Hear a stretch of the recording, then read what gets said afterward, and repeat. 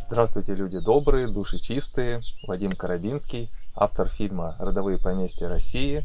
Мы начинаем вторую часть. Напомню, что я проехался по 11 действующим поселениям родовых поместий и 30 семьям задал по 30 вопросов. 30 на 30 получается 900 ответов. Из них я выбрал самые емкие, четкие, лаконичные, отражающие образ нашего движения родовых поместий, то, к чему мы стремимся, и те результаты, которые мы уже получили. Перед тем, как мы вновь погрузимся в прекрасный мир, я хочу поблагодарить соавторов этого фильма, их почти 300 человек. Низкий вам поклон за ту материальную помощь, которую вы оказали, благодаря которой я смог всю эту работу проделать и еще проделаю. А теперь в мир родовых поместий.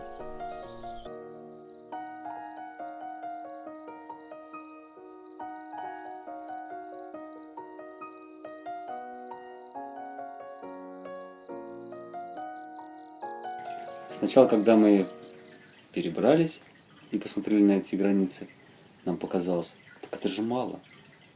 Ну вообще просто как мало. Гектар это Да, очень мало. мало, да. Начали обживаться. И чем больше мы обживались, чем больше мы что-то строили, сажали, мы начинали понимать, что это очень много. Потом рождались дети вырастали, и мы думали, ну где же там детям-то место? Это же так мало. Потом дети подросли и стали обживать себе какие-то уголки, облюбовывать на этом гектаре. Мы поняли, что даже много. И вот этот процесс переоценки, он происходит каждый раз. Когда появляются новые идеи, когда появляются новые обстоятельства. Новые дети. Новые дети, да. Но я заметил, что до сих пор он меня ни в чем не ограничил. Вот мне что-либо нужно, какие-то идеи, мечты, есть планы, но он меня не ограничил. Кроме сельхозки. То есть сельхозпроекты это отдельная тема. Это не тема гектара. То есть гектар это все-таки жилое пространство, это дом. Это внутреннее обустройство семьи. Это не там, где выпасают коней, собирают сено, снимают огромное количество урожая. Все-таки сельхозпроекты, они требуют других площадей и других возможностей. А это дом, в котором, да, выращиваются продукты для питания семьи, да, гуляют курочки, да, живут животные вместе с нами. Но это такое пространство, которое все-таки является нашим жилым пространством. У нас участок 2 гектара земли, и если сказать, хватает ли нам этого участка, то лично для того, чтобы жить в нашей семье, этого достаточно. Но если дальше думать о том, какие проекты можно делать, то, конечно, есть и силы, и средства для того, чтобы осваивать большее количество земли. И есть интерес в этом. Но, в принципе, 2 гектаров земли достаточно для того, чтобы себя прокормить, для того, чтобы было все, что нужно на участке, и было куда двигаться дальше. В какой-то момент, когда приехали, сначала начали жадничать. Жадничать, Ну, как да. все, наверное, большинство жадничают. Нам казалось, чем больше, тем Чем лучше. больше, тем лучше, да. Ну, у нас еще здесь есть такие особенности, поскольку мы не в чистом поле, у нас лес тут, вот, то вот эти освоенные участки в поместье, они даются не очень так легко и просто. Это не просто взял и засадил. То, что можно было сразу засадить, мы засадили очень быстро. Первые Ну 2 вот. года. Но да, потом засадили. наступил лес, и этот лес потихонечку отвоеван. А сейчас приходит понимание того, что лес очень нужен, и без леса невозможно выращивать вот эти бесполивные культуры. То есть они будут расти, но расти будут очень медленно, потому что нужно, чтобы больше было влаги, чтобы больше сохранялось росы, чтобы притенение было какое-то хотя бы, то есть нужен верхний ярус обязательно. Вот. И эти деревья мы их стали беречь, мы стали уже более как-то трепетно относиться к тому, что у нас есть. Вот. Мы стали по-другому немножко планировать свои дальнейшие посадки, потому что есть примеры, что сажаешь два растения рядом вроде бы, одно растет, другое не растет. И Ну, у нас в итоге на участке охвачен нами и вот как-то облюблен, наверное, как раз 1 гектар. очень сложно организовать верхний ярус, имея гектар, вот в обрез, потому что тогда очень мало дикорастущих растений верхнего яруса, ну, таких как кедры, лиственницы, сосны, ели, они уже очень сложно вписываются в структуру вот этого движения солнца и тени-полутени, потому что есть соседи, они начинают влиять на соседей. И у нас есть такие правила в миллионках, когда, сажая вот эти растения верхнего яруса, ты должен Отступать от границ для того, чтобы они не мешали расти твоим растениям и соседским растениям. И поэтому Дороги не затеняли сильно, чтобы они... хорошо иметь чуть больше гектара, ну вот до 2, как у нас в поселении, потому что тогда это позволяет возможность больше дикорастущих растений иметь на своем участке. Именно в больших масштабных, потому что ну, мелкие не в счет, их много, они друг другу не мешают. А большие, чтобы тень не давали на соседей, на изгородь. Ну, потому что то, что попадает в глухую тень, оно хуже плодоносит. Развивается вроде неплохо, то есть влаги много, но плодоносит уже не так активно. И чтобы не было вот этой мины замедленного действия, когда через 40-50 лет люди осознают, что соседские растения вот у меня затеняют часть участка, а тот человек, у которого они выросли, он уже ничего не сможет сделать, потому что масштаб будет такой, что убрать их очень будет трудно. Если взять и раздуть дачный участок, на 6 сотках и 10 можно очень много сделать, и там ухитряются песочницу пристроить, и там курочек каких-то завести, и там яблоньки посадить. И как же здорово, когда это можно сделать более широким, еще и с ландшафтным дизайном. Без ограничений. Да, то есть, конечно, если ты обустроил гектар, тебе захочется еще и соседнюю землю красивой сделать. Ну, гектар, да, это оптимально даже для большого количества людей, потому что они тогда облюбят каждый уголок. Ну, я вот очень масштабный человек, скажем так. И я бы, может, и 10 бы хотела, но это сколько лет я их буду пока делать? мы, Надо тогда пока больше мы живем жить. Да. в понимании пространства в 2 гектарах. Вот. Ну, это для семьи еще. И его как-то обозреваем там, условно, где-то лет на 10 вперед. То есть многое не сделано, но это оставляет какую-то радость, перспективы развития. То есть в городе у меня такого не было. Вот в городе у меня я дошел до тупика. Я увидел себя через 20 лет и понял, что у меня в жизни ничего не произойдет. Все будет то же самое. А здесь я понимаю, что здесь можно развиваться 10, 20 лет, 30, 50. То есть я вижу прекрасно, что это место можно развивать дальше. То есть это чувство прекрасное. Да. Конечно, когда начинают знакомишься с разнообразием растений, какие существуют, и хочется и то посадить, и то, и думаешь, все оно не войдет на родовое поместье. Это очень сложно все уместить. Но потом думаешь, ну, родовое поместье, это же не вся земля, то есть есть рядом леса, там можно какой-то парк организовать и все такое прочее. Но для внимания, правильно, мы хотели 1,5 гектара. Мы не думали, что у нас будет 3. Но когда мы ходили по земле, которая нам понравилась, мы идем и понимаем, вот это наше. Думаю, может, мы жадные там как-то. Ее не разделишь. А потом переходишь какую-то границу невидимую, и все, это не наше. То есть у нас граница вырисовалась, она сама. Пришлось с соседями договариваться об отсрочке за дорогу. Да, получилось 3 гектара, соответственно. И после этого у нас межевание участков вообще в поселке происходило именно по ощущению. Вот именно у нас благодарно, не по карте, не по каким-то точкам, а у нас 8 человек ходили и ощущали вот эти границы. Потому что ощущение, как будто здесь вот уже либо был когда-то поселок, и остались эти энергетические границы. Ну, очень похоже. Ну, земля, она просто подсказывает. И Да, невозможно вот кусочек взять от одного поместья, там, отрезать и присоединить к другому. Это нереально. Это совсем разные миры, и они притягивают разных соседей. У нас семья сейчас около 10 человек, не около 10 человек. Ну вот, и получается, что вот 2 гектара их не хватает. Не хватает почему? Потому что у нас козы, и их надо где-то выпасать. И мне пришлось часть леса использовать, загородить изгородью, и для того, чтобы выпасать там коз. Потому что если я накосить еще могу, договорившись с единомышленниками, то есть и обкашивать их участки и заготавливать сено, то именно выпасать это довольно-таки проблематично. И я понимаю, что не хватает буквально пару гектар для того, чтобы просто животину выпасать. Это вот, я думаю, что на самом деле у нас проблема. Хотя обеспечивание питанием непосредственно, что касается продуктами, вот у нас где-то 100 квадратных метров теплиц, они обеспечивают нам полностью помидорами, огурцами, обеспечивают баклажанами и перцем. То есть и земля у нас распахана, не распахана, мы все культиватором проходим, чтобы не было глубокой обработки.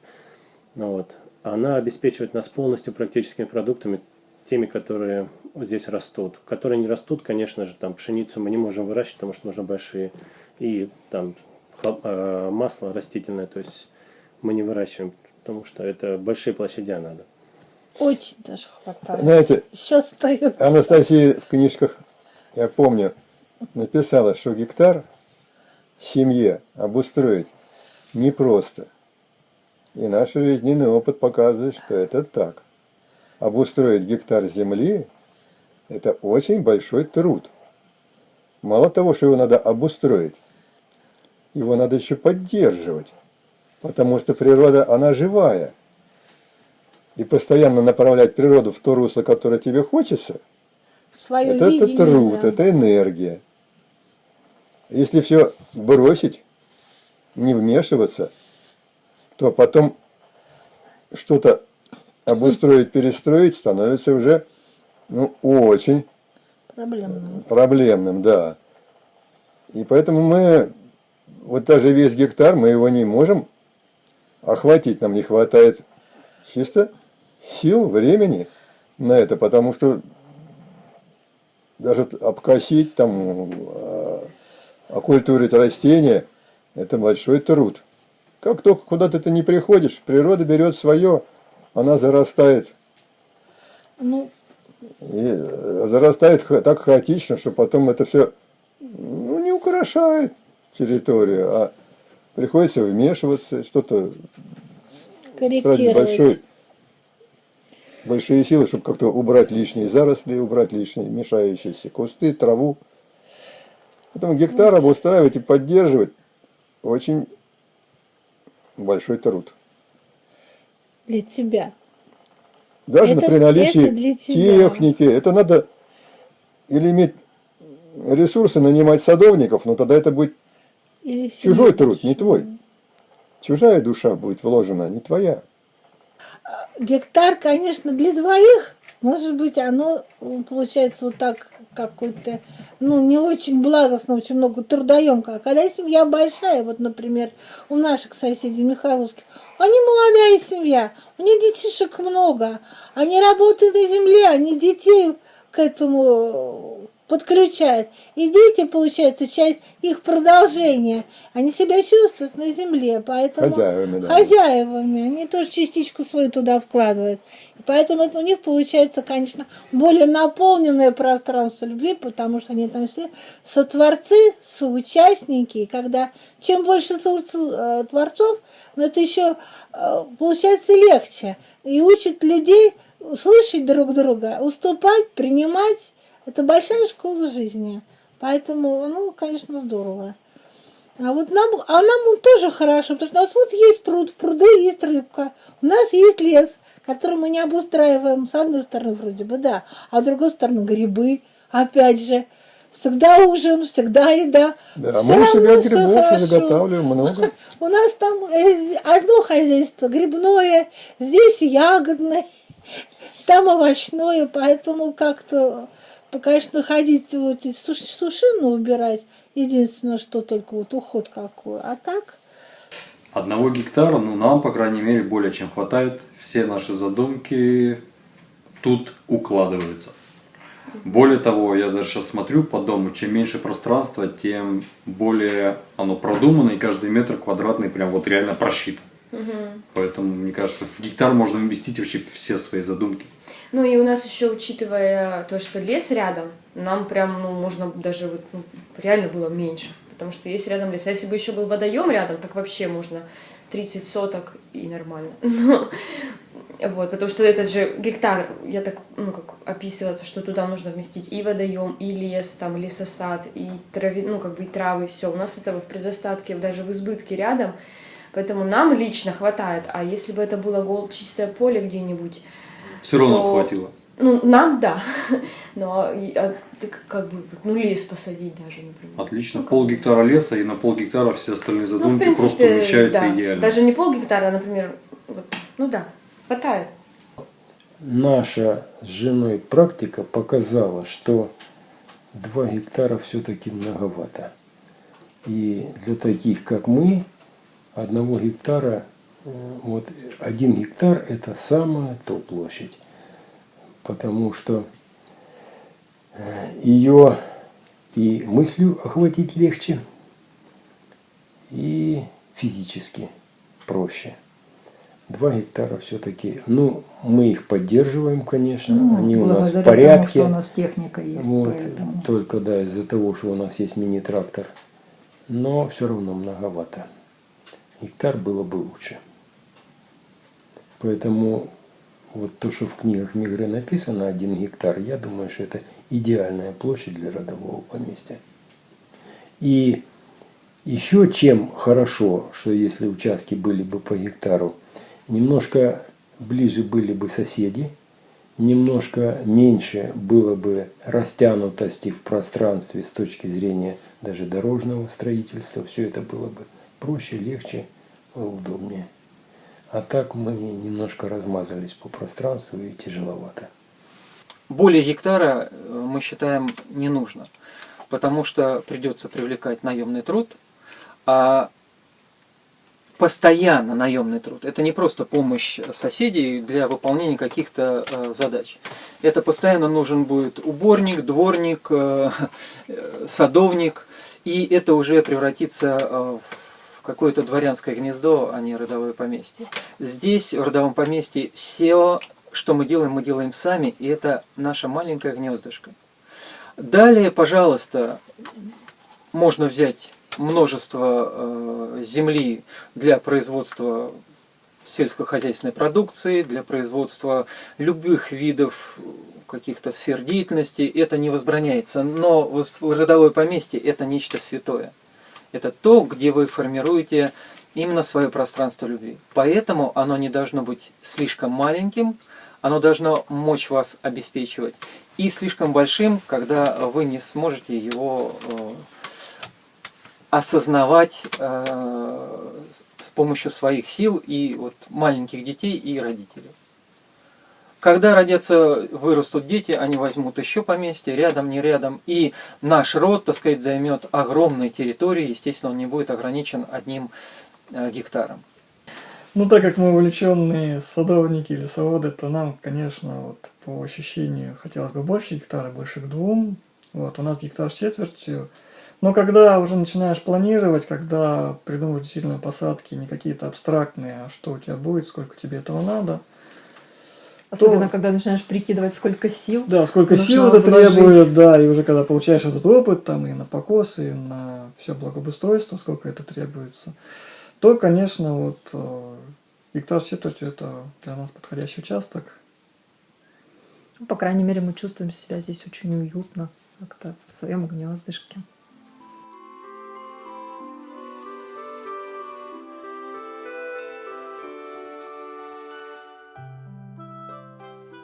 Анастасия через книги Владимира Николаевича Мегрэ предложила довольно ясную последовательность, в какой следует приступать к родовому поместью и затем, как его развивать. Ну, в частности, вот у нее есть рекомендация о том, что проект поместья совершенно необходим, а дедушка говорил, что кому-то его придется разрабатывать год и более. Но в абсолютном большинстве случаев предложенные последовательности мы нарушаем и в своих родовых поместьях совершаем множество ошибок.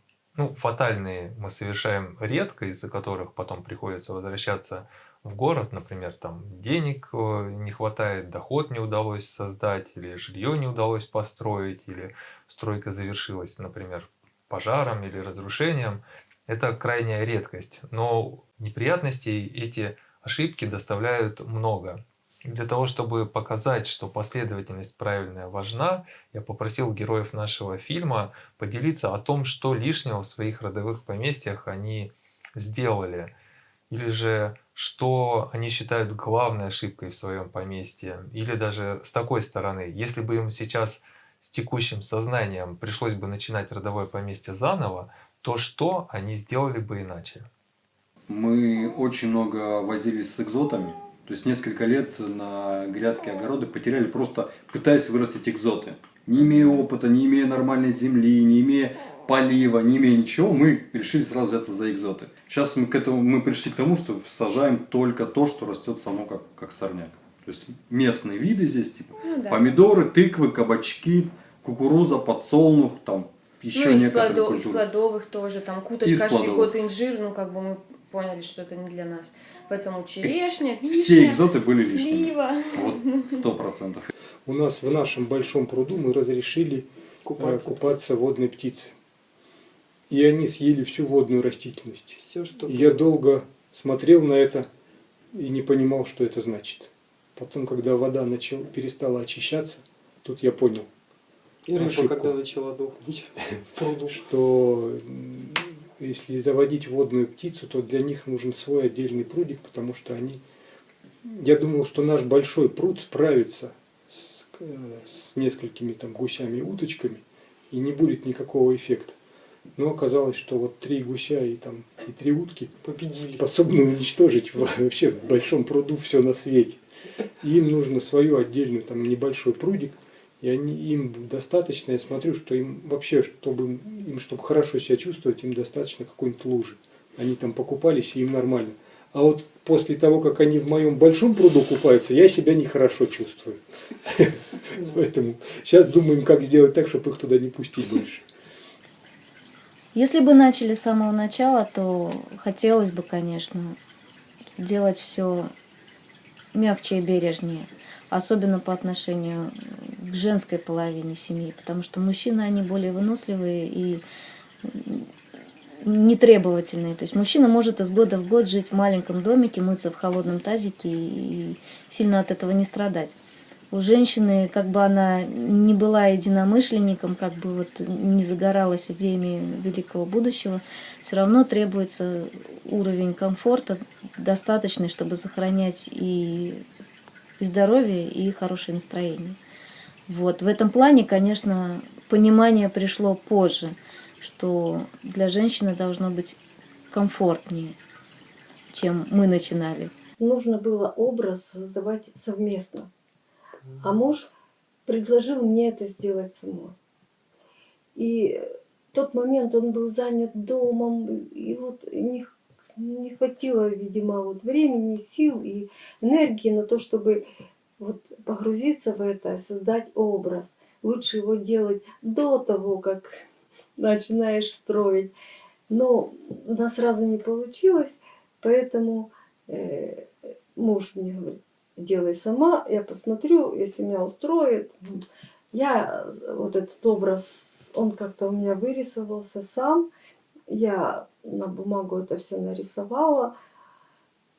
Он посмотрел, пойдет. А потом оказалось, что нет, надо было совместно это все делать. Потому что только если и муж, и жена согласны, если они увидели общую, одну единую картину вместе, это образ. А так я увидела, сделала, а муж потом через некоторое время говорит: нет, нужно тут сделать, а это. И пришлось моему образу так меняться. И сначала научиться совместно приходить к этому образу. Это самое главное. Если в нем отсутствует чья-то энергия, он не воплощается. Родовое поместье не принимает такие варианты, когда несовместное творение, несовместный образ, они не проявляются. Тоже заметно здесь. Или проявляется, да, не так, как А потом, видишь, неправильно. разочарование. Переделывать приходится. Самая большая ошибка в родовом поместье, это когда мы пришли на нашу землю, здесь было все в соснах. И был один маленький пятачок, которых не было деревьев. Ну, поляночка, наверное, 10 на 10. И мы сказали с Мишей: ой, природа нам приготовила, чтобы не надо было вырубать деревья. И мы поставили дом. И оказалось, что на наших землях, везде, где не растут деревья, это обозначает, что там стоит вода. Весной.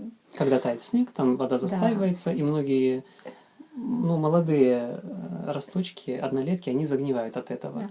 И все поселение, оно Поступило поступило именно так, и у всех такие же результаты. Хотя у нас грунтовые воды не близко, но тем не менее весной чувствуется, что лучше бы дом стоял бы где-нибудь на возвышенности. Наверное, вот это вот была самая большая ошибка, но она не доставляет много неудобств. Я думаю, что я бы иначе спланировал поместье с точки зрения сада. Мы, как водится, наверное, освободили большую территорию, такую поляну на юге поместья, как все делают, почему-то как будто там больше солнца, и разместили там сад. И оказались эти деревья, они низкорослые, они в принципе по своей сути деревья подлеска, как они в природе живут. Они оказались на открытом солнце и на открытых ветрах зимою. Что бы я сделал иначе? Я бы разместил сад по периметру поместья. У нас произошло одно открытие, когда мы освобождали свою территорию от множества деревьев, у нас образовались огромные валы органики. С ними надо было что-то делать. Многие люди сжигают, но нам пришлось бы сжигать слишком много, и тем более нам как-то не захотелось это сжигать. Что-то внутренне подсказывало, что это неправильно. Это вот как бы солнечная энергия накопилась десятки лет, можно сказать. Да. 15 лет хотя бы. У нас были 15-летние деревья тогда. И ее нельзя просто так испепелить, потому что нам достанется только горсточка золы. Мы начали интуитивно складывать это в валы и начали это складывать по периметру нашего участка. И очень быстро поняли, что вокруг этих валов, вдоль этих валов создаются очень хорошие условия для растений. Эти валы их защищают от ветра, они держат влагу под собою, они долго не промерзают, земля под ними долго не промерзает. Впоследствии мы даже обнаружили, что корни растений, посаженные рядом с валами, устремляют свои корни обязательно под валы, им там нравится. Там из-за того, что долго не замерзает земля, очень долго зимой сохраняется жизнь. Туда стекаются, скопляются микроорганизмы, разные червячки. То есть там это как большие компостные кучи. И для тех людей, у кого участки залесенные, это действительно будет являться очень хорошим, наверное, советом. Я бы предложил об этом подумать, что изначально очистить участок и создать такой вот вал по всему периметру, как огромную компостную кучу. И с двух сторон этого вала можно сажать деревья. Растения там будут намного лучше, они будут там защищеннее, им там будет комфортнее. По крайней мере, наши садовые деревья, которые мы посадили у валов, показывают намного лучшие результаты, чем те, которые посажены на открытом пространстве. Дом. То есть немножко по-другому расположили бы дом и постройки, чтобы они занимали, скажем, такое, их было не сильно видно. Не сильно видно в кругу, то как бы вокруг растений, сада, там, огородиков, каких-то зон, каких-то прогулочных тропинок или еще что-то. То есть я вот более компактно расположить дом. То есть дом, чтобы там с одной стороны банька, с одной стороны гаражик, там мастерская, чтобы это было более-менее под одной крышей, чтобы не смотрелись строения разрозненно там и там они стояли. Вот, чтобы вот как-то это все было более компактно под одной крышей, а все остальное были лужайки, красивый вид и все-все-все, потому что отдельно стоящие вот эти строения, они почему-то притягивают к себе опять какие-то достроечки, потом опять какие-то, что-то баннером укрытое, что-то еще как-то. То есть оно как-то одно на другое наезжает, эти построечки одно к другой. То есть все-таки гармоничнее было бы одно строение. Иначе, возможно, я бы сделал то, что я бы не ставил дорогой большой дом. и вкладывал бы туда все ресурсы, а начал бы с того, что сделал бы несколько домов поменьше, для того, чтобы организовать не только как бы вложение как бы в собственность, ну как бы в пассив, как говорится, да, а для того, чтобы можно было сразу организовывать доходную часть жизни. Очень важно не распыляться.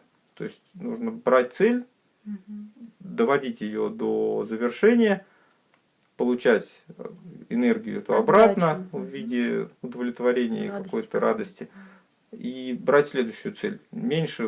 Чем больше человек открывает фронтов и в разных направлениях начинает двигаться, тем меньше вот этой энергии на эти направления остается. И в какой-то момент она так вся расползается по этим направлениям, и они медленно замирают, и все недоделаны. И ты понимаешь, что у тебя энергия запущена во все места, она обратно не приходит. Мы сразу завели большую пасеку, первый же там год буквально. Да, очень всегда хотелось, начали потому строить что дом, пчел всегда сажать водили. сад, там, родили ребенка, тут же все это одновременно. И очень трудно было, да, вот этот вот момент, очень трудно во всех направлениях сразу было бежать. Не надо просто торопиться, нужно вот приоритеты, если у тебя их много, ты просто сидишь, думаешь до тех пор, пока ты не можешь выделить какой-то основной, и все. И потом начинаешь его доделывать, доделал, следующий берешь. То есть торопиться не надо. Спешка, она в поместье не приносит. Она приносит ошибки, которые очень тяжело исправлять, поскольку ты все делаешь сам, а масштабы большие. Первое. То, что вот мы приехали сюда, у нас была определенная сумма денег после продажи квартиры, ну где-то там около 1 000 000 рублей.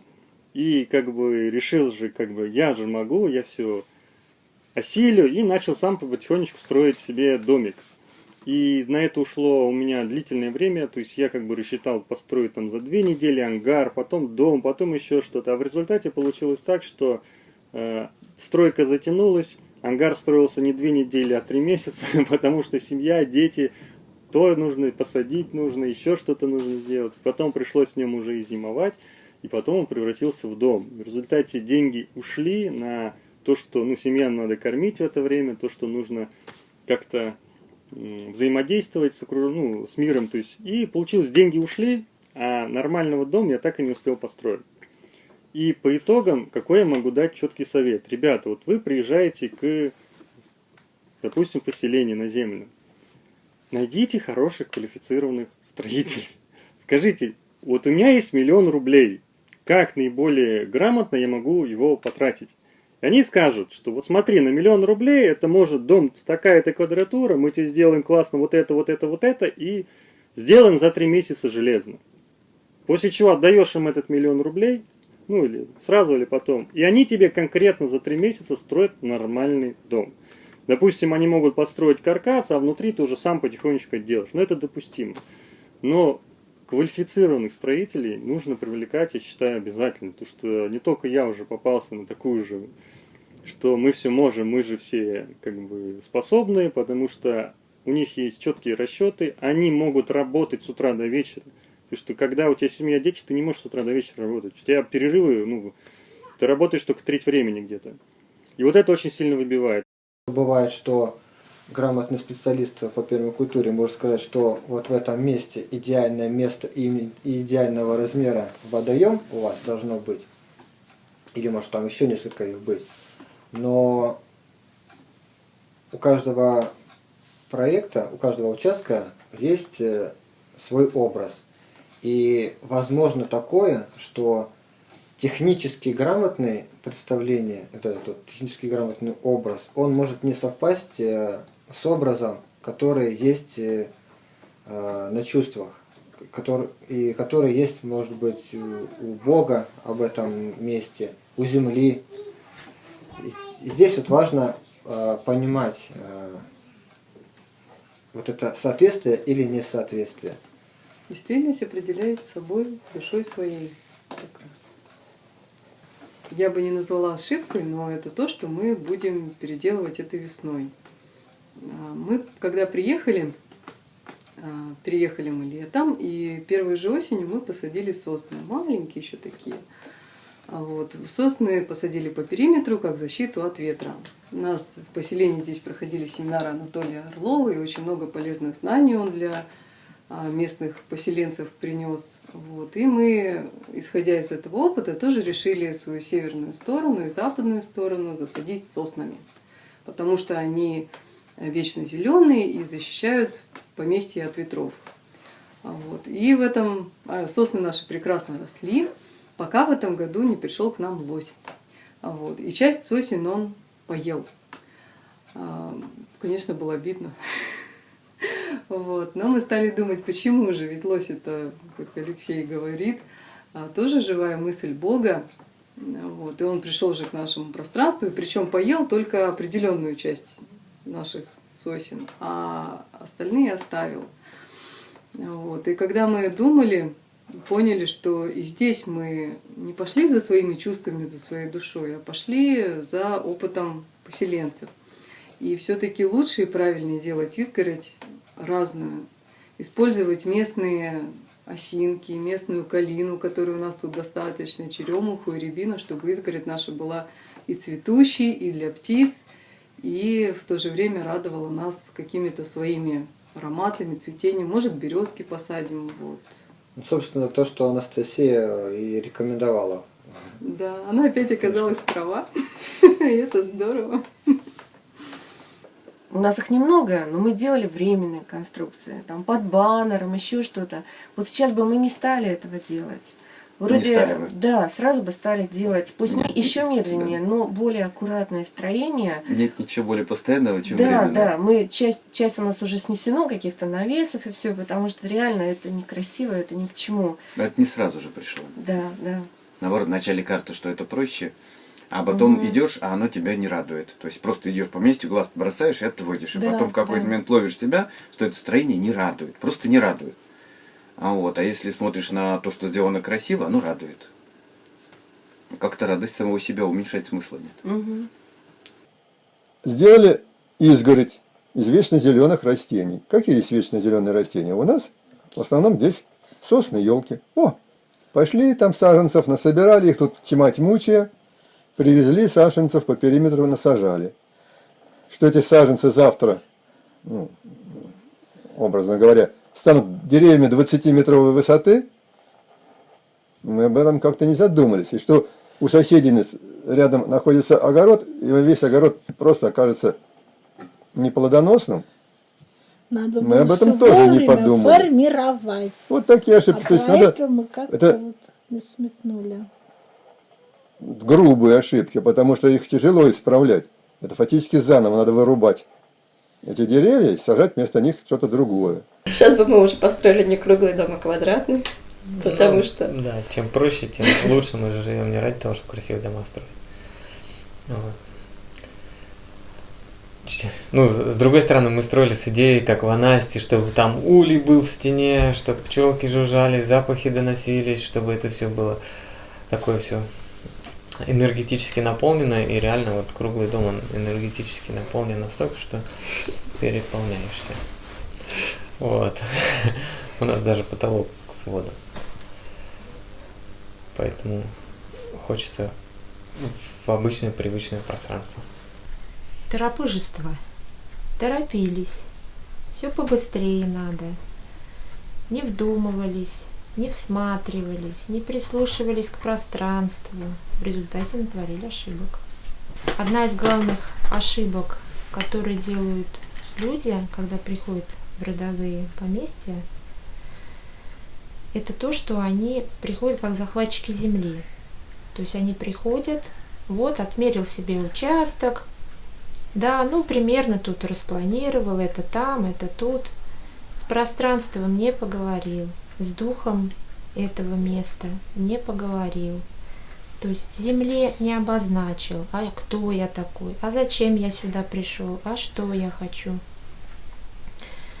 В результате ошибки и в результате сейчас вот даже в нашем поселении очень много брошенных участков, заросших лесом. Очень много людей, которые сюда приезжают, и у них просто страх, они боятся. Почему?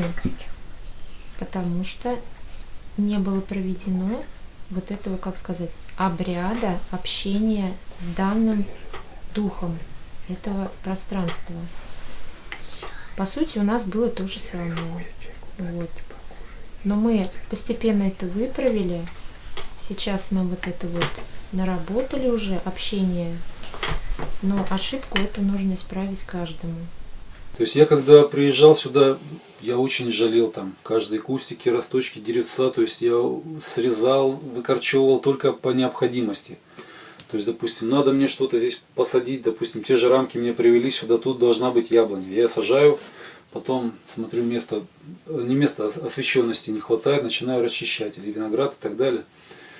И это иногда уже, то есть много труда и времени отнимает.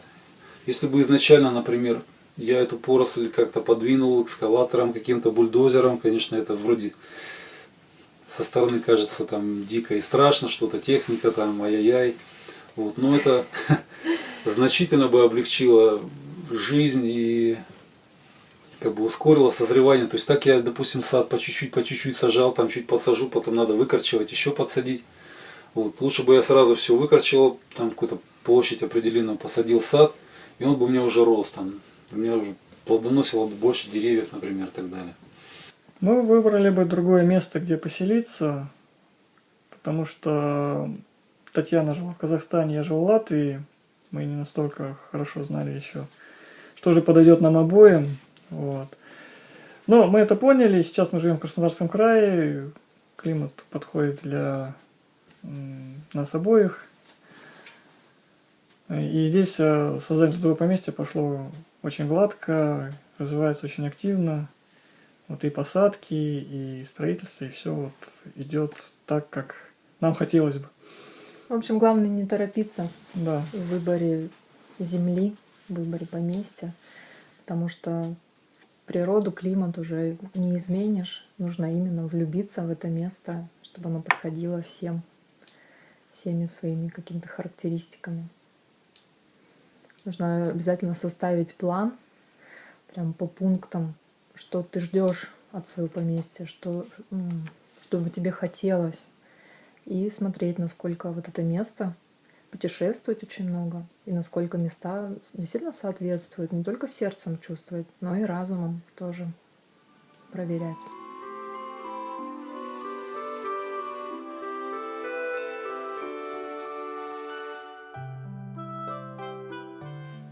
Значимое знание, которое нам поведала Анастасия, это обряды, позволяющие навечно поселить энергию любви в семьях. Прежде всего, это ведрусское венчание. Далее обряд очищения от телегонии и обряд венчания для женщин с детьми. Попросил наших героев поделиться своими впечатлениями. Недавно провели такую свадьбу, обряд венчания. Вот, пригласили гостей, наших соседей, родственников, показали, что мы здесь планируем строить, что мы планируем делать, сажать, как обустраивать. Вот, они нам помогли сад заложить.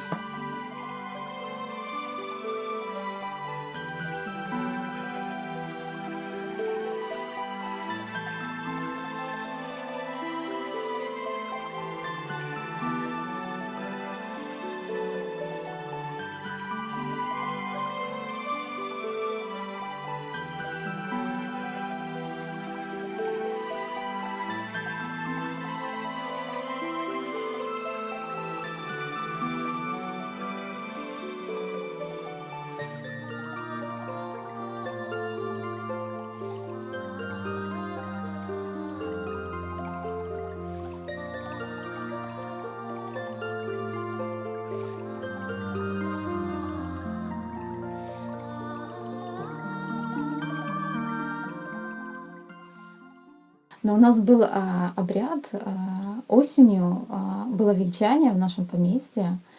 Мы с Мишей повенчались именно вот по обряду Анастасии. Мы очень долго к нему готовились, так как мы 17 лет с Мишей вместе. Вот, мы мечтали, мы желали, и воплотился этот обряд, который для нас был очень сокровенным. Обряд венчания, который мы произвели, наверное, как правильно сказать, для меня остался как воспоминание одним из самых ярких таких моментов, которые мы пережили в поместье, да и вообще, наверное, за всю жизнь, такая как вспышка света. Это было так прекрасно, это было так чудесно. Не потому, что, наверное, что-то сверхъестественное вокруг происходило, просто внутренние какие-то чувства. Я такого еще не чувствовал. Вот с самого утра, как мы проснулись, и до самого позднего вечера мы чувствовали, что происходит что-то грандиозное. Хотя вокруг все было точно так же, как вчера. Просто внутри был какой-то Блаженное праздник. состояние. И погода, хоть и была осень, выдался удивительно красочный, светлый, яркий день. Мы в этот день посадили Наши родовые деревья. Вот. Мы в этот день стояли на поляне, произносили слова. Мы не готовились, речи эти не готовили, но слова мы произносили очень красивые. Все это так затронуло прям до глубины души. Для меня это такой день, который прям в моем воспоминании сейчас главенствует из всей жизни. Перед тем, как обживаться, мы, так как у нас дети уже были у каждого, то есть получилось, что 3 дочек на 2 теперь, мы решили повенчаться. Обязательно в самом начале вот этого пути нашего на поместье вместе сюда приезжали, искали место, где будет дом, все вместе, всеми дочками и мы. Вот, и там обряд, он немножко отличается, даже не немножко отличается от обряда, когда, описанный в книге, да, от обряда, когда молодые венчаются. Там это происходит именно ночью под звездным небом, и венчают дети, благословляют, да. Вот, и у нас самая младшенькая, ей тогда было 9 лет, она очень хотела, да, чтобы мы побыстрее повенчались, поженились, но... не пришлось подождать, она тогда была в Щетининской школе, и мы ждали, когда у нее перерыв будет, приедет. Да, и вот это было, да, как-то так вот в августе сложился день, когда было прекрасное звездное небо.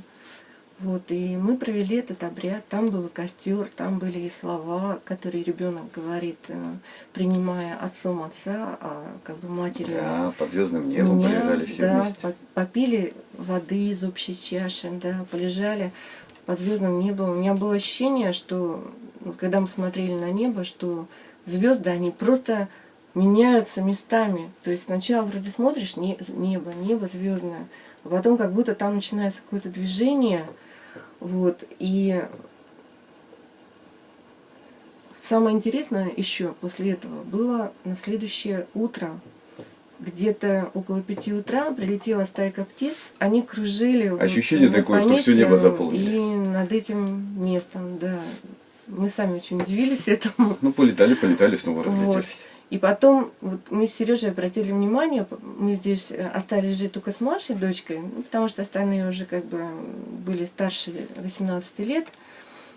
Как у Аленки даже стали меняться черты лица. То есть вот когда мы куда-то ездили, многие считали, что она больше похожа на Сережу уже, чем на меня даже. Медленные изменения конкретные. Были медленные изменения. Это удивительно вообще на самом деле. И чувствовалось, что вот внутреннее вот это тоже изменение очень сильное. Ведь обряд, он больше влияет на ощущение, на чувство, чем тут логикой-то тут трудно что-то объяснить. Угу. Если мы до встречи половинки, то после венчания мы становимся единым целым. Анастасия об этом очень красиво. Есть сказанные слова: мужчины и женщины едины, начало 2 сливается в одно, и в творчестве своем неразделимы. Для них обоих земное существует бытие. Точнее, больше слов нету. Вот самые точные слова. Какое-то соединение именно очень внутреннее, сильное. После этого себя чувствуешь единым целым, а не частями и половинками. Да, согласна. По обрядам считаю, что первый, самый главный, наверное, обряд, один из самых значимых, это обряд венчания. Мы его постарались выполнить в точности, как рассказывала Анастасия, так, как это было в ведический период. Я думаю, что у нас получилось. Мы просто осознанно подходили к этому обряду, готовились, причем готовились около года мы готовились. Это сложно описать, потому что там такая гамма чувств, такие энергии чистые, светлые, мощные. Вот, они пришли к нам, в нашу семью и в наше родовое поместье. И они нам помогают жить, творить, созидать. Обряд любви мне помог взглянуть на него другими глазами. Вот именно, наверное, в тот момент я почувствовала рядом с собой Творца. Именно в тот момент я поняла, что на всю жизнь вместе. И это так объединяет, так нас вот как-то что-то произошло волшебное. Даже я не смогу выразить, вот что-то перевернулось внутри. Действие. Дальше вот обряд снятия телегонии. Я как мужчина ощутил другую энергетику. Я ощутил вот возможность Творца, что мужчина на самом деле Творец. И ему дано даже в тонком плане переписывать. Как это назвать, что переписывать? Ну вот программы, что ли, которые закладываются в нашей жизни, в наши гены. И мужчина их способен переписать. Это огромная помощь в нашем сейчас безнравственном мире. Потому что когда люди встречают друг друга сейчас, это получается уже они в возрасте, у них за плечами различный опыт. А гармоничная русская семья, вот она должна быть все равно основана на чистоте. И Анастасия дала действенный вариант. Я ощутил его. Пожалуй, это единственный обряд, это обряд венчания. Мы максимально приблизили его к описанным книгам. Конечно, пришлось сделать некоторые корректировки на родителей, которые не совсем были готовы вот именно полностью свое участие внести так, как это описано в обряде. Но, тем не менее, мы адаптировали максимально близко к этому. Вот, пришли соседи по поселению, очень за нас родили. Вот, я рассказывал проект поместья. Вот, Татьяна сшила для нас очень красивые наряды. Венчальные, да. Сделала венок и венчала меня, да, на нашей земле. У нас было очень много подарков с саженцами. Да, это было очень приятно, Сразу же конечно. после венчания все вместе с гостями их посадили, Да, полили. с какой заботой люди сажали, действительно хотели нам добра и вот очень заботливо, ответственно к каждой посадке отнеслись. Это, конечно, очень радовало. Причем на наше венчание приехали люди совершенно незнакомые, мы просто сделали такое приглашение в интернете. Приезжайте, вот будет венчание такого-то числа. И приехали с разных городов, люди, даже которых мы не знали, но мы с тех пор стали близкими друзьями, до сих пор общаемся. Это очень привязало нас друг к другу и к земле, на которой это происходило.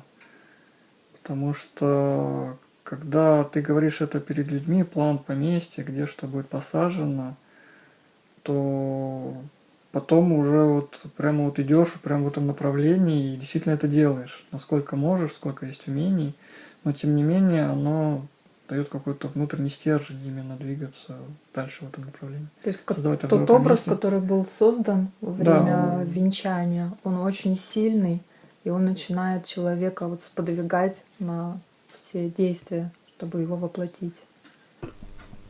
Когда венчание уже прошло, вот именно тогда я ощутила, что я замужем. Вот это не дает вот свидетельств, ну как вот ЗАГС вообще, он не дает тех ощущений, той вот какой-то эмоциональной поддержки, защиты, что ли, что как это дает венчание. Потому что после этого я прям чувствовала себя такой настолько наполненной, настолько, ну вот прям ощущение Бога рядом. Вот такое было чувство. И это реально экзамен, очень сильный такой экзамен. И это экзамен в том числе и для всего рода, не только для нашей пары, потому что в этом тоже участвовали родители. И, конечно, когда еще родители, ну, они не поддерживали нашу идею переезда на землю, но мы им благодарны за то, что они приехали на венчание, что они тоже несли свой вклад. Вот, это очень для нас ценно. И нам пришлось немножко изменить процедуру, так скажем. Немножечко. Вот, потому что, так как родители не были в курсе что и как делать. Вот, поэтому мы мы не взяли хотели, на себя да. эту ответственность и провели, задавали все вопросы сами. То есть я задавал Регине вопросы, она мне вопросы. Мы не хотели, чтобы родители просто попросить там, чтобы заучены были слова, чтобы это было формальность. Мы не хотели этого. Хотели, чтобы это было максимально от чистого сердца. Поэтому вот мы немножко так под себя адаптировали, скажем так, этот обряд. Вот. Но все прошло хорошо. Вот. Гости все довольны, мы тоже очень довольны. И заложили изгородь Да, живую. Ну, не все, конечно, мы досаживали еще потом. Но это было очень так... увидели, как наглядно все это быстро происходит. Вот если бы это произошло как по книгам, вот очень большое количество людей, и там и приносят и животных, да, и сад, и все это, конечно, вообще это большое подспорье. То есть вот молодым это просто вот потрясающе. Даже у нас как бы частично, да, там у нас было 75 человек, но это уже очень много, и как вот быстро изгородь посадилась, то есть мы бы это очень долго сажали, да, и все саженцы бы эти приобретали, а здесь это был реально праздник, и праздник не только для нас, но и для гостей, потому что они тоже свою частичку сюда приносили, то есть это была такая обоюдная радость, обмен энергиями. Обряд венчания, он не был там как-то выполнен строго по сценарию. Основная была его нагрузка – это познакомить родителей с нашим видением жизни и познакомить наших родителей между собой. Они приехали как раз на обряд венчания. Впервые познакомились. Впервые увиделись, они знали друг друга, но из-за дальности расстояния увиделись они впервые. Пришли все колыбельцы, кто здесь живет, все соседи, кто еще не живет здесь, участвуют, все пришли. Очень с воодушевлением, все принесли очень много саженцев, растений. И вот родители увидели, какой может быть от этого действия, что не просто какая-то формальность или знакомство, какой практический смысл. Они очень быстро включились, ориентировались, стали помогать сажать, поливать, там ямки. Практически все саженцы, которые были посажены, прижились. И после того у нас в поселении, возможно, были какие-то, может быть, во взаимоотношениях, конфликтные какие-то ситуации, что-то менялось. Но глядя на растения, которые были посажены теми людьми, глядя на кедрики, которые вот они прижились, вот они растут, я понимал, что я ничего внутри не чувствую негативного к этому человеку. Я смотрю на это растение, вспоминаю, с каким чувством этот человек садил эти кедрики и как они прижились. Это очень сильно действует в стабилизации отношений. Про осознанное зачатие, про 3 плана бытия — это вообще потрясающая информация, потому что на самом деле пришло понимание, что образ ребенка формируется еще вообще до зачатия. Вот, и мы с супругом прописывали образ, качество ребенка, сына, которые мы хотим в нем видеть. Специально для него сажали дубочек. Вот.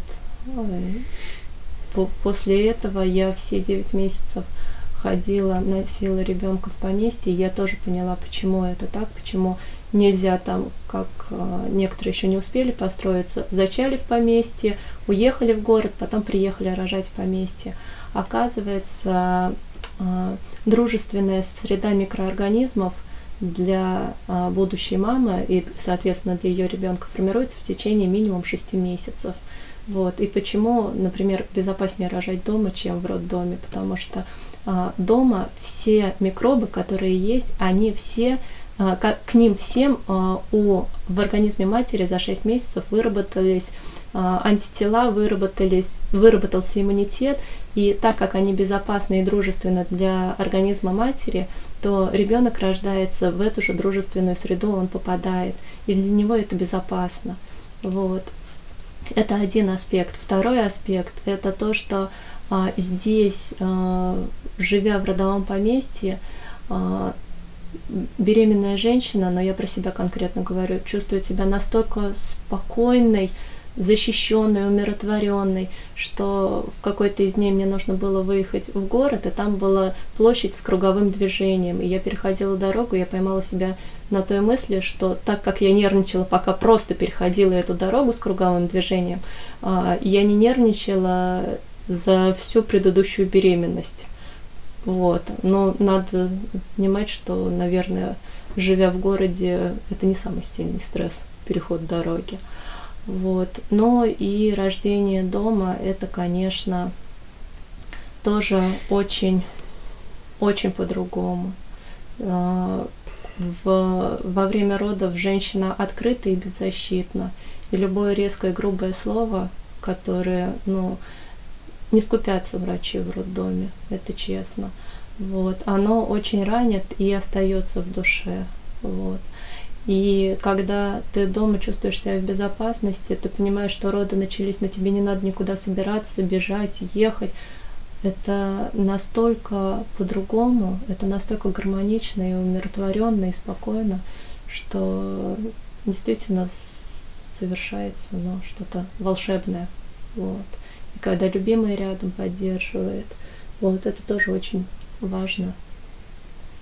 И результаты тоже потрясают. Например, наш еще даже не годовалый сын, когда я ему положила покушать, чтобы он кушал, а кот вертелся под ногами и просил поесть, он просто слез со своей табуретки и, пошатываясь, пошел к миске к коту и счистил ему вообще все, что ему положили, для того, чтобы накормить кота. И потом пошел: мам, положи мне покушать. Вот, это тоже, но ожидать такую осознанность от ребенка, которому нету года, но я, честно говоря, этого не ожидала. Вот показатель 3 планов бытия соединенных, я считаю. Когда Оля к нам с Артемом приехала, мы через какое-то время даже решили провести этот обряд. И этот обряд мы делали. Зажгли костер, спали под звездным небом, это как раз было летом. Вот. И Артем принимал участие в этом обряде. Не сразу, конечно, этот обряд проявил себя в действии, наверное, от нашей закрытости еще влияло, потому что все-таки мы это родились в городе. А потом, сейчас у нас наладилась гармоничная семья. Даже можно сказать, что мы живем душа в душу. Да.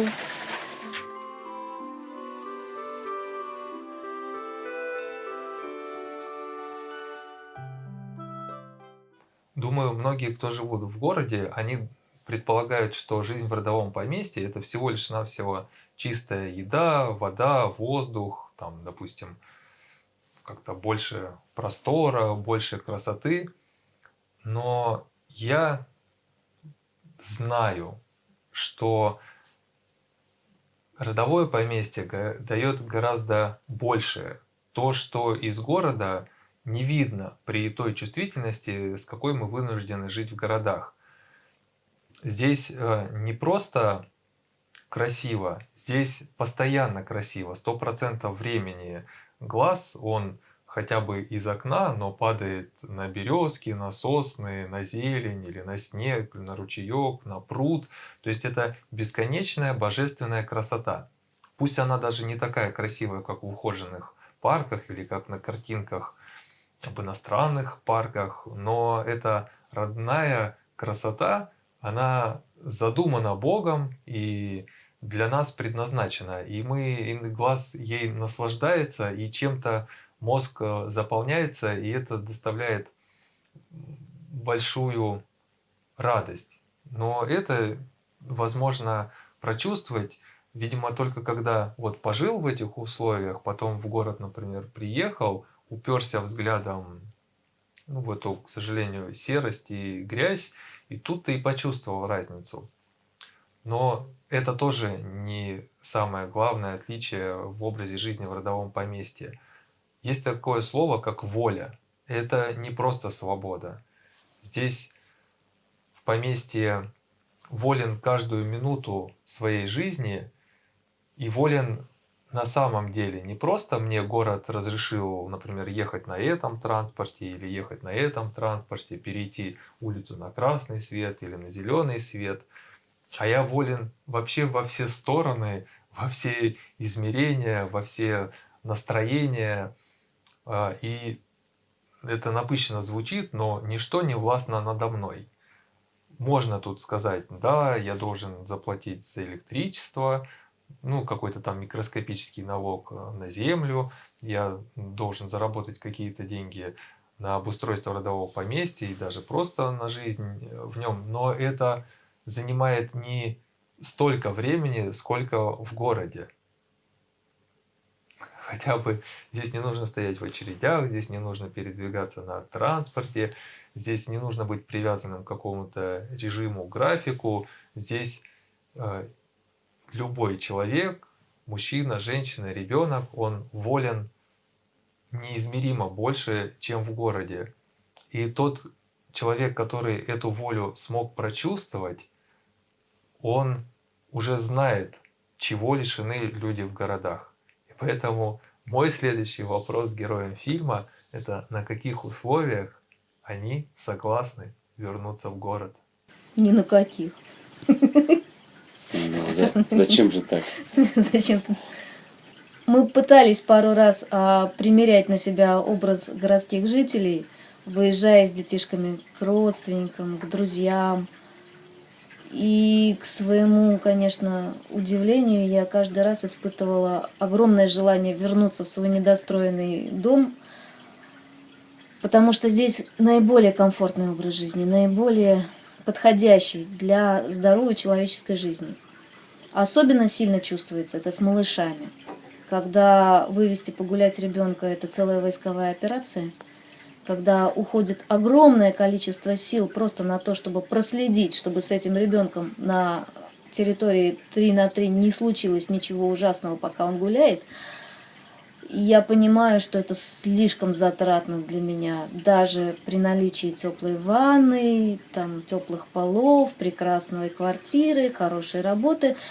Вот если максимально представить, что у меня замечательная квартира, которая меня устраивает, в которой все есть, и замечательная работа, которая меня устраивает, и все есть, и представить, что это находится просто в хорошем городе, ну там не в каком-нибудь там московском там ужасном месте, где нечем дышать, ну хороший город. И все равно я понимаю, что даже при этом, ну, самый перспективный и самый благополучный образ жизни все-таки в родовом поместье. Для меня, как для мамы, очень комфортно отпускать ребенка за дверь и не переживать, что с ним происходит. Видеть, как 11-месячный малыш тащит глину в рот и понимать, что это, ну, практически лекарство и никак не отрава. Потому что когда я приезжаю в город с тем же младенцем, у меня начинается просто какая-то мания, фобия микробов. Я обвешиваюсь вся салфетками, начинаю все. Вот самое страшное — это прихожая в доме, потому что туда все приходят. И что там на обуви, вообще даже жутко думать. Вот. Но это пока ребенок маленький. Вот пока ребенок маленький, ты все это чувствуешь очень сильно. А как только дети вырастают, вот эти рецепторы, они за ненадобностью выключаются. И понятно, что людям, у которых нет маленьких детей, может быть комфортнее в городе. Но мне хорошо в родовом поместье, особенно с малышами. Я не накопил. Я тоже. Абсолютно. Даже мысли такой нету. Вернуться в город. Нет, конечно. Только тут. На земле вот это все пространство для творчества. Я говорю за себя. А я не вижу ни смысла, ни ответа на вопрос «зачем?», что мне там делать. В городе я реализуюсь, потому что мое предназначение, оно требует все-таки города. Но это только для этих целей. Я приезжаю и быстренько оттуда не оглядываюсь. Поэтому ни на каких условиях нет. Лучше шалаш в горах, чем в этом городе. Ой,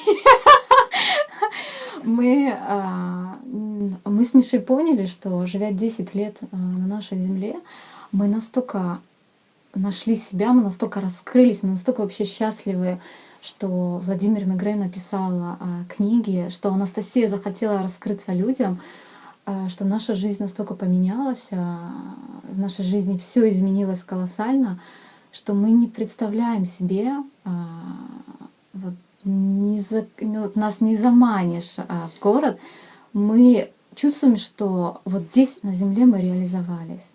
Ну просто есть такая тонкость.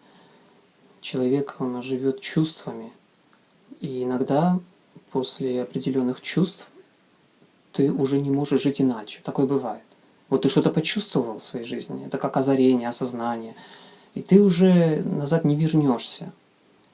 Словно какой-то, не знаю, новая ступень, и ты не хочешь больше возвращаться назад. Тебе хочется там, потому что ты понимаешь, что это только первая ступень какой-то бесконечной лестницы. Но для нас это как-то так вот. Поэтому такой вопрос я не могу себе представить добровольно, по каким мотивам, чтобы меня заманило опять в город. Нету таких мотивов. Ничего, абсолютно. Вот вы знаете, вот живешь в поместье, и иногда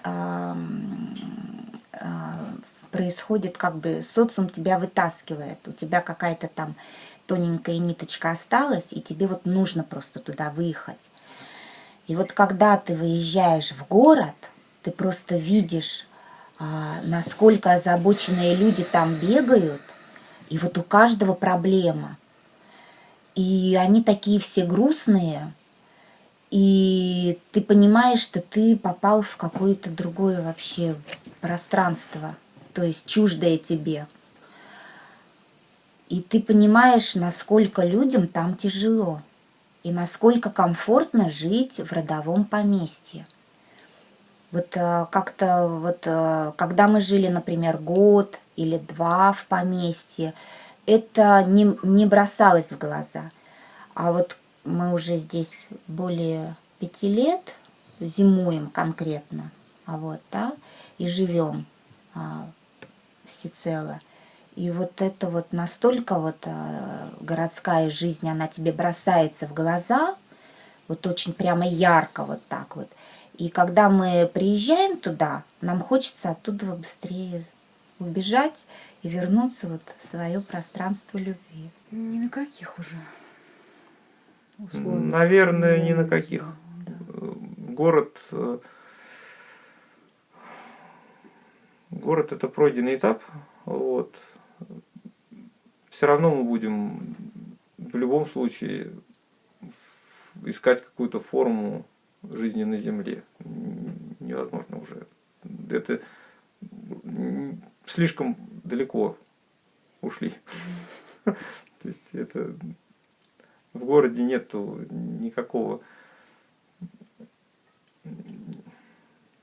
плюса. Потерялся иммунитет уже. Интерес потерян. Ничего не цепляет. Эпизодически ездим.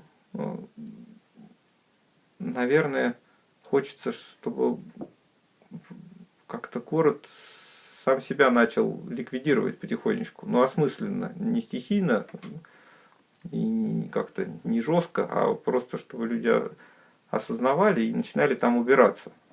Чтобы они как бы начинали за собой разуплотнять, наверное, для начала разуплотнить город. Ну, это подход архитекторов, наверное, потому что мы видим, как город набивают людьми, уплотняют.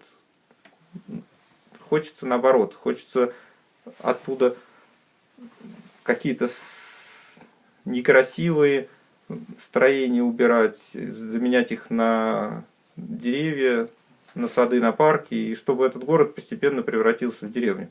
Чтобы там стало, ну как вот в книгах Мегре написано, что Москва стала чистой, из речки стало можно пить, но это только благодаря тому, что он разуплотнился. То есть оттуда 90% людей уедет, тогда он будет, наверное, комфортным. Он будет больше похож на деревню, на какие-то родовые поместья, на природу. То есть надо насыщать город природой, надо не стремиться набить его людьми, а наоборот. Да пока нет этих условий. То есть, ну как, если придет дядя и скажет, типа, приезжай в город, у тебя все будет. Я скажу, у меня и так все есть. Ой, мне кошмары снятся, что мое поместье оказывается между электричкой и еще чем-то, и забором. И, знаете, для меня такой кошмар, что мое поместье, оно вот такое, как есть, но только рядом там либо автострада, либо город. Ой, какое у меня настроение потом после этих снов. Приснился, кстати, сон. Прям как в книга была, как же она называлась? «Другая цивилизация» она называлась. И там была картинка, там, значит, в садике такие детишки катаются там на лошадках. И такой мост, и там вот эти вот там многоэтажки. И мне приснилось, что у нас на той стороне Угры построили многоэтажки. Это было для меня просто... Я в холодном поту проснулась, честно говоря. Да, это, оказывается, страх большой очень. Вот это вот эти вот многоэтажки, конечно, как они нагнетают атмосферу людям в городе, как это угнетает психику. Нет, я, кстати, люблю город. Правда, там очень много хорошего. Но, наверное, я не хочу туда возвращаться. Я же оттуда хотела уехать. Мне же тут тоже очень хорошо. Потом тут очень легко восстановиться. Нет, город прекрасен. Ну, в смысле прекрасен. Там прекрасные люди живут. Друзья у нас там прекрасные. Да, и там много возможностей. Но тут-то возможностей еще больше. Потому что мы только-только начали строить. Тут всего мы 10 лет, а уже ты чувствуешь себя живым, королем чувствуешь. У тебя же тут не какая-то квартирка, а у тебя тут ты вышел на траву прямо. Это же, ну, это богатство. Ну, это реальное богатство. Правда. А если на нем вырастут какие-нибудь съедобные орехи, это же еще круче будет. Или там еще что-то. Нет, в город, конечно, неохота ехать.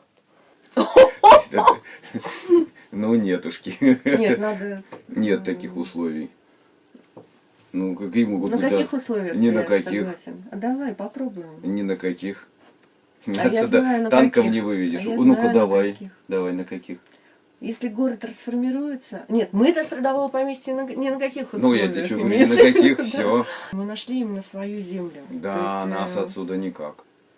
Нам ну, легче возможно. преобразовать весь мир, чтобы в нужных поместьях, чем нас отсюда снести. Я так периодически думаю, город, вот у нас есть там заводы, я так представляю, как они, особенно когда сплю под звездным небом, это очень хорошо представляется, как, например, пивной завод для начала превращается в завод по производству живых соков, там много оранжерей с разными растениями, и никаких там вредных выбросов в воздух, как перерабатывающие мусорные заводы, как все это постепенно становится таким преображается благостным, и в итоге практически рассеивается, рассасывается как-то, освобождает место более природному. Надо обеспечить, чтобы нас отсюда никто не мог сковырнуть, значит, надо все преобразовать потихонечку. Эволюционно, тихо и спокойно. Ну, действительно, когда живешь на родовом поместье, вначале люди приезжают, они видят, в гости, я имею в виду, приезжают люди, да, приехали вот к нам родственники. Что они видят? Поле. Первый если год, да. они дачники? У нас они так говорят, и было, голое поле. Они говорят, да вы что? Ни дороги, ни Тут электричества, ни соседей. Да, ты же упахаешься. Говорит, что вы здесь делаете? Мы, приезжая сюда, видим, да, свою мечту. Мы видим вот эти растущие сады, деревья, мы видим счастливых детей, мы видим себя счастливыми, мы видим животных счастливых, мы видим вот это вот общее состояние. А они, приезжая в гости, они же этого не видят. Они видят пустырь, какие-то стройки, грязь там где-то накопана. Ну, и они начинают нас... Там материалы лежат. Обратно. Да вы что, ребята, подумайте, вы же такие успешные были в городе, что он тут делает? Давайте обратно. Да. Они бедные всю жизнь на работе не то, проводят. что жалко. Не скажу, что жалко, но просто хочется, чтобы они, да, тоже... Но они каждый год, кстати, приезжают, уже видят разницу, видят, как формируется поселок. Удивительно по поводу города сказала. Она сказала, город это уже прошлое. Слова очень странные. Но когда живешь здесь, город это прошлое. Это прям воспринимается кардинально. И чего люди там еще задерживаются, непонятно. Когда говорят, что здесь пахать надо, То есть это им пахать надо. Но это факты, это просто факты. Вот был разговор, совсем не надо. Из Москвы человек говорил, думает переехать. Он говорит, вот как, мне какая работа нужна, чтобы переехать. Ребят, какая работа? Вы вот о чем думаете? Ты в Москве, у тебя 30 тысяч уходит минимум на питание, 7-10 у тебя уходит на коммуналку, плюс у тебя транспорт. 50 тысяч в тебе минимум должно быть. И это минимум, это вот уровень самого непрожиточного минимума. Давайте посмотрим из этих 50 сесть. Заводишь огород, куриц, погреб, и у тебя уходит не 9-10 часов на работу, а у тебя уходит в среднем, часа 3, наверное, если в год брать. Примерно часа 3, может быть, уходит. Остальное время ты свободен. И вот ровно этих 50 тысяч зарабатывать не надо. А все остальное это уже мужская шабашка, чтобы обеспечить питание, транспорт или еще что-то. Это совершенно другие вещи. Я помню, как за мной приехали подружки, чтобы спасать меня. Они узнали, что я завела коз. Никто меня не мог представить, что я могу там доить козу, еще что-то такое делать. Вот они, надо ехать за Ольгой, приехали такие. Спасать. Да, а у нас был выходной, были занятия с детьми, какие-то танцевальные, там, гимнастические занятия проводились, это было лето. И к нам они, значит, приехали в гости, во все это окунулись, на все это посмотрели. Говорит, Толя, мы поняли, спасать надо нас. Племянник родился год, 2, 3 Оли, и Да. не выдержал, говорит, слушай, вот объясни мне, чего ты здесь делаешь? Я вот все никак не могу понять. Какой раз приезжаю, никак не могу понять, что вы здесь делаете. Оля объясняла. Не, ну просто рассказала обычно какой-то свой день Да вообще. ладно, там почти целый час было рассказа, я все помню. И он говорит, я все понял, вы нагло наслаждаетесь жизнью. Как отсюда можно нас вернуть? Никак. Да. Ни на каких, никогда. Можно на этом поставить большую жирную точку и еще много-много восклицательных знаков на них вот так вот посадить. Вам здесь очень хорошо. И когда приезжаешь, настолько здесь уже поменяли свой образ мысли, образ общения. И вообще как бы вот наш вектор очень сильно отличается от городского. И когда приезжаешь в город, начинаешь говорить с людьми, неминуемо на тебя смотрят, как на странного такого человека, как человека ниоткуда. Начинается куча вопросов, думать, что ты, может быть, немножко нездоров, и что это тебе. Например, когда я вот стала жить здесь, я своим друзьям, кто остался в городе, стала говорить, что, в общем, я теперь живу здесь. Они, как ты уехала? Да как это можно? Я говорю, все легко и просто, иди за мечтой. А мы каждое лето, когда заканчивается лето, мы вот с соседями говорим, ладно, не успел то, не успел все. Вот плана, длинными зимними вечерами я это сделаю. Но приходит зима, и их нету.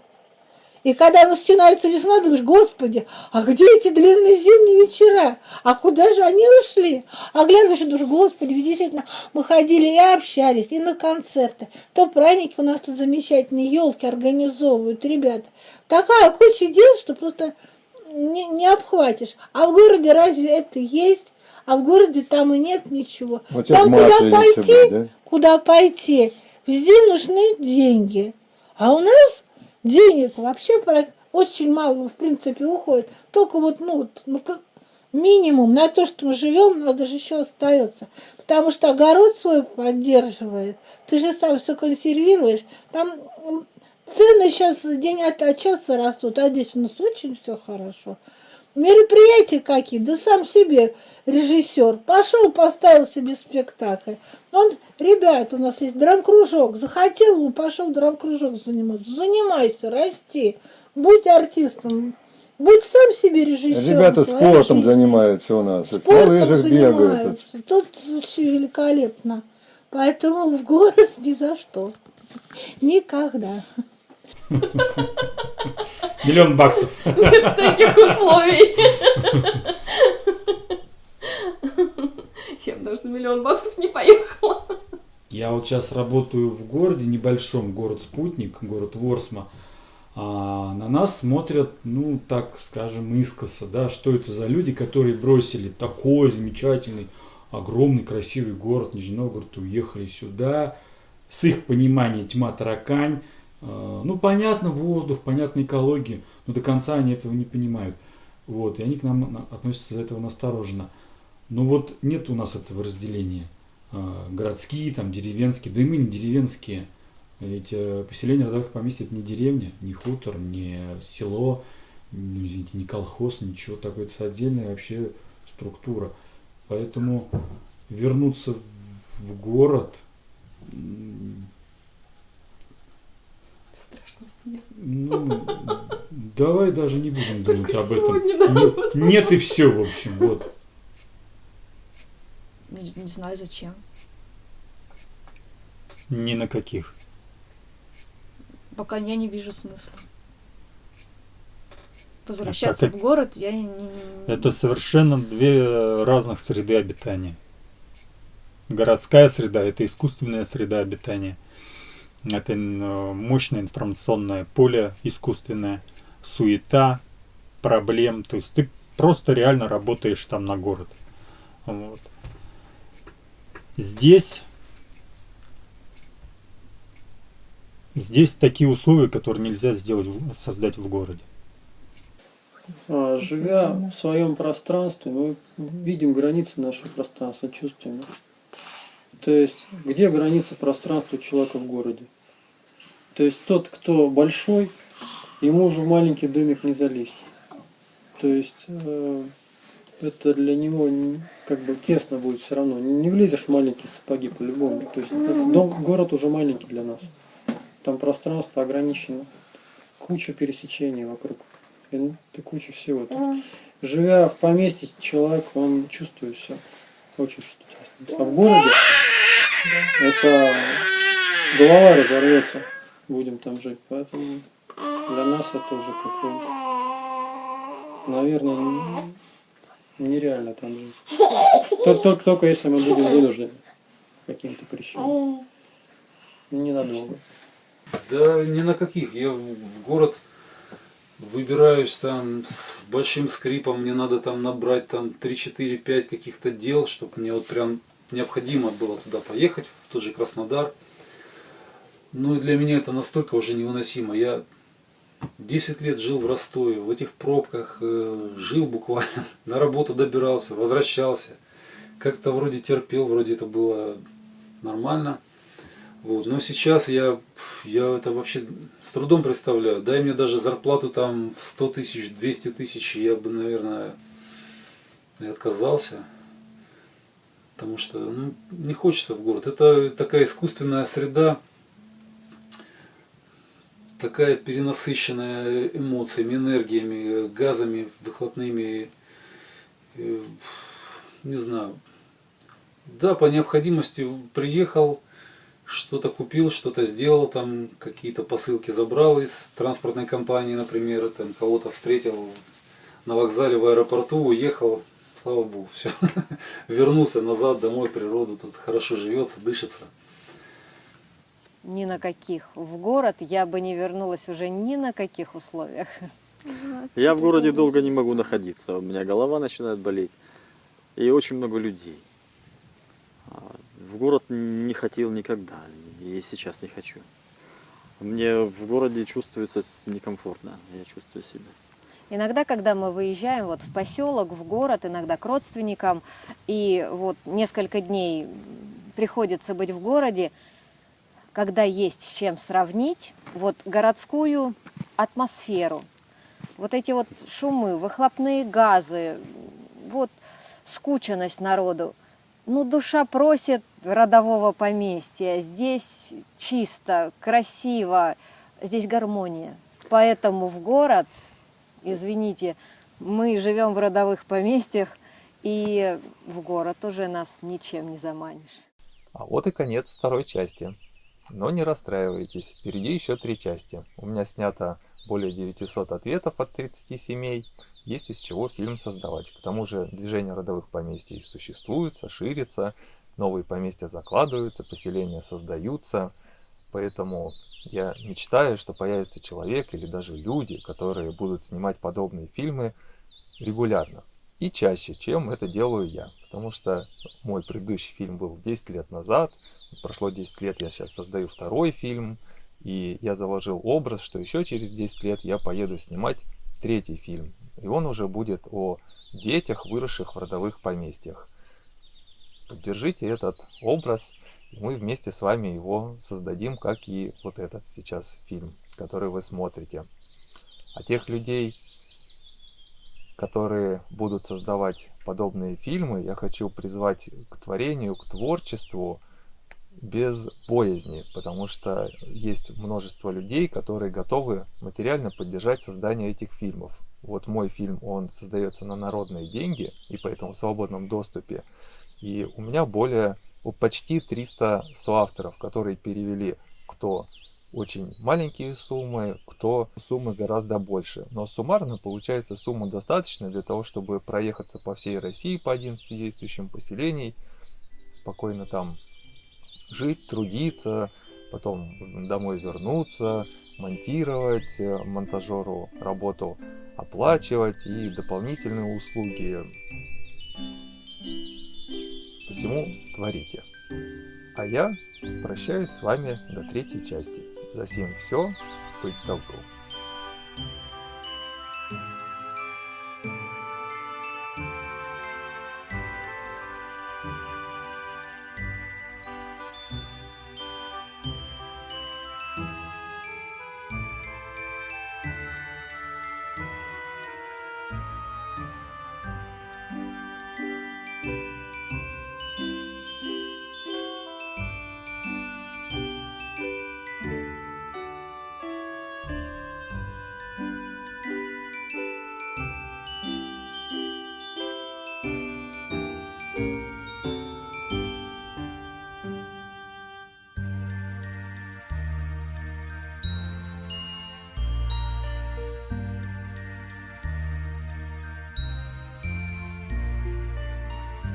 Thank you.